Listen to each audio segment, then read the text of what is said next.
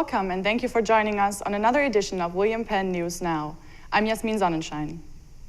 William Penn students recently participated in the 24 Hours of Giving campaign on WP Day. WPNN reporter Becky Cobb has further details. William Penn recently held its third annual WP Day 24 Hours of Giving campaign, and I spoke with Heidi Scholes to find out more about WP Day.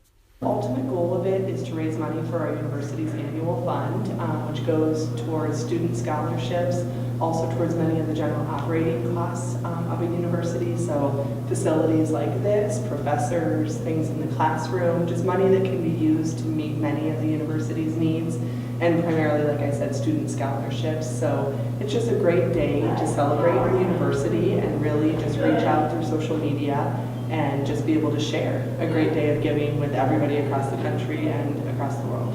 As part of the 24 Hours of Giving campaign, William Penn students were given piggy banks at the beginning of the year and were asked to fill it with their spare change they had collected throughout the school year.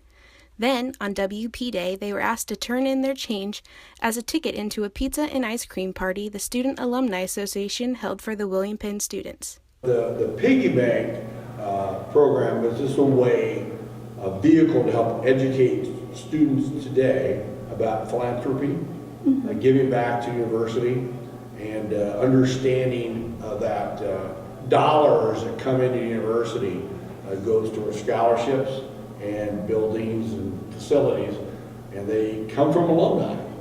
The Student Alumni Association wants to educate current students and get their help in engaging with the William Penn alumni. The whole idea is to engage alumni. If we get, my philosophy, we can get alumni talking to each other, alumni talking to students, alumni talking to faculty and staff, we get all three of those groups together, great things are going to happen for William Penn. So we're on a big learning curve for the next couple of years, getting these programs involved, getting off the ground, and educating our students now about what it means to be a graduate from alumni university, alumni for William Penn University. It doesn't always just mean giving money either. Time, your relationships, mentoring, those types of things. Both Heidi Scholes and Andy Davidson said the day was a success for William Penn. Alumni from 16 different states participated in the campaign, and more than 37% of the piggy banks handed out were turned back in for the party. For WPNN, I'm Becky Kopp. William Penn alumnus class of 1982 and 83, Reverend Michael T. Westbrook and Reverend Mariah A. Westbrook, visited William Penn as the 2017 Bean Lecture Series guest speakers. Their first lecture, Restoring the Community, Repairing the Leaks, was held in the Chief Mahaska Room in the Dana M. Atkins Memorial Union yesterday, April 6th. Today, another lecture was given in the MTC. Both were open to the public. The Westbrooks currently serve over 1,500 residents annually in the city of Newark, New Jersey, as co-founders of Greater Life, Inc., an outreach ministry that meets the needs of youth and families. They also serve as co-founders and pastors of Greater Life Christian Fellowship Church, an 18-year-old church that was initiated to encourage spiritual growth and meet needs of teen members. The church now serves entire families. Spring cleaning is taking on a new term in the Penn Activity Center on campus. WPNN reporter Miranda Keeler has the details. Fundraising, leftover funds, and donations will lead to an improvement for fitness facilities on campus. Two areas of the Penn Activity Center will see a small addition on April 14th. During the spring semester, PAC Director Levi Tarbo, along with others, held a t-shirt fundraiser of William Penn baseball-style tees to help raise funds to provide students with new equipment in the upper fitness floor and lower fitness room on the first floor. The squat racks on the south wall will be a combination of moved or removed, as well as the two benches. One is planning to remain in use within the fitness room, and in its place, Tarbo explains what equipment will be unveiled on the 14th of April. The other piece of equipment that is coming in is called the Torque Fitness Custom X Rack. What that is it's going to be 3 separate Olympic-style weightlifting racks that'll be mounted to the wall that are currently where their squat racks and bench presses are. So now we'll have 3 stations for people to do Olympic lifts or squats or cleans or whatever they want to. As for the fitness floor upstairs on the 3rd floor, the lat pull-down machine will be removed, as there is another one located down in the fitness room. To take its place will be a lying leg curl machine. The 3 older treadmills will soon be swapped out as they are nearing the 10-year mark. Tarbell says there will be more significant improvements or changes within the next 3 to 5 years. A variation of a hack squat machine or Smith machine are on the cusp of making an appearance in the fitness room or on the 3rd floor in the pack. So as long as everything's taken care of, the money goes directly towards new equipment. If it's not, then it has to go towards keeping what we have available and usable. And if you need a sweet treat after your workout, look no further. WPNN reporter Kadeem Ellington has the details. Spring is here and summer is fastly approaching right around the corner, which means hot days are upon us here in Oskaloosa. It's simple math. Hot weather plus ice cream equals Frosty Other. People line up and are ready to pay cash for their delicious cold treat.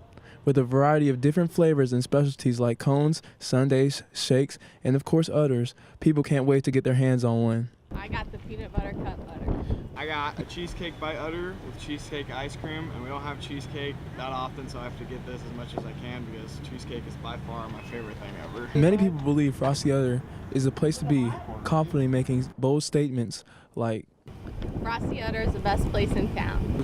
It's not the best ice cream in Oskaloosa, it's the best ice cream in the United States. We've had people from all over come here. With its 15-year anniversary coming up this August, Frosty Other remains a staple here in the community. We have been open for 15 years. This is our 15th reunion in August. The prices are great, even with their specialties. Specialty Udder, it goes from $3.50 to $4.25, and then for $5 for the biggest. $5 is for the large. So make sure you make a trip to Frosty Other soon. I'm college reporter Kadeem Ellington. Well, that sounds delicious. I know where I'm going later. Switching to William Penn Athletics, the science behind oil patterns and what the men's bowling team is doing to prepare for nationals. WPNN reporter Alyssa Carey has the details. Bowling, when explained at first look, is rather simple. It all depends at the lane with the ball. However, there are other factors that require accuracy to get a strike or to limit errors. We usually have a start point. You know, our coach will come up to us, Mark will come up and he'll go, we're going to start 7.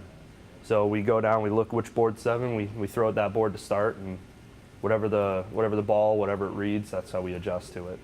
The ball reacts to the lane's surface. This is what determines the course that the ball takes down the lane. Oil is the ultimate factor in the ball's course of action. Without the oil, the ball would hit the lane, begin to spark, and explode into the gutter. Because oil is a substance that cannot be controlled easily, no lane is ever the same. The age of the wood, amount of oil, and pattern in which the oil goes onto the lanes are all factors that cause the ball to react differently. Every tournament there's a different oil pattern out. Most of the tournaments we go to, they don't even tell us what the oil is until we start bowling. So most of the time we get out there and we throw a couple balls just to figure out what it's going to do, and then we adjust from there. Usually we read the break point. The first couple balls we throw really slow with some curve on them, and wherever it decides to actually curve on the lane, we realize that's usually how far the oil is, how far it goes down.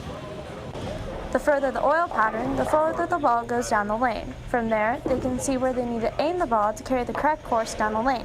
When dealing with a small surface area, the bowler needs to be very particular in the place in which they start the ball on the lane so they can finish it in the correct place to get the strike. To do that, they measure the boards on the lanes. Every one of these arrows that you see right here are 5, so it's 5 boards. So if we're hitting 7, we're going to aim for right here. Usually we go off looking at the arrows to start off. As the day progresses, we'll look farther down lane. You can see there's tracers down there.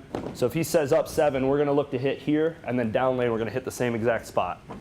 In a sport that is considered simple, there is only a small margin of human error that will be able to last in the bowling alley. Reporting for WPNN, college reporter Alyssa Carey.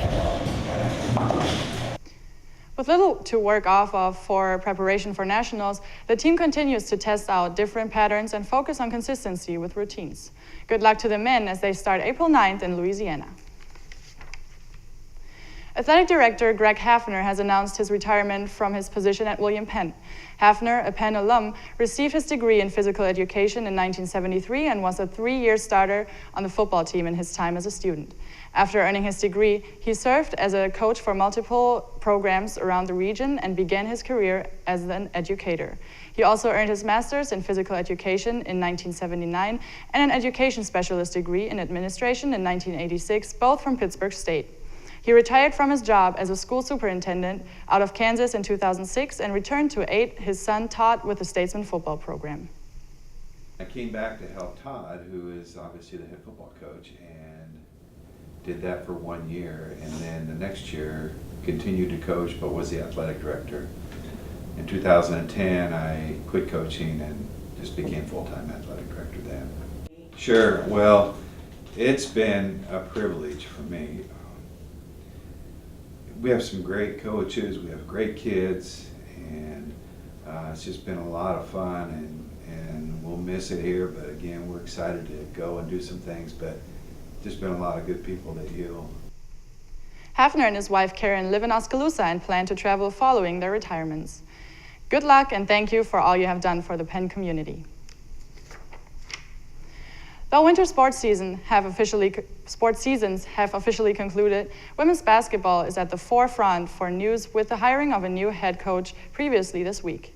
Steve Williamson is taking over the women's program after resignation of Willie Scott weeks prior. Williamson is coming from Iowa Wesleyan University, where he coached the team for 12 seasons. He led the Tigers to 6 conference titles and 5 trips to the NAIA National Tournament, as well as 3 appearances at the USCAA National Tournament. William Penn welcomes Williamson and wishes him good luck in the next season. Thank you for joining us on another edition of William Penn News Now. Tune in April 21st for the next installment. Have a great weekend, everyone.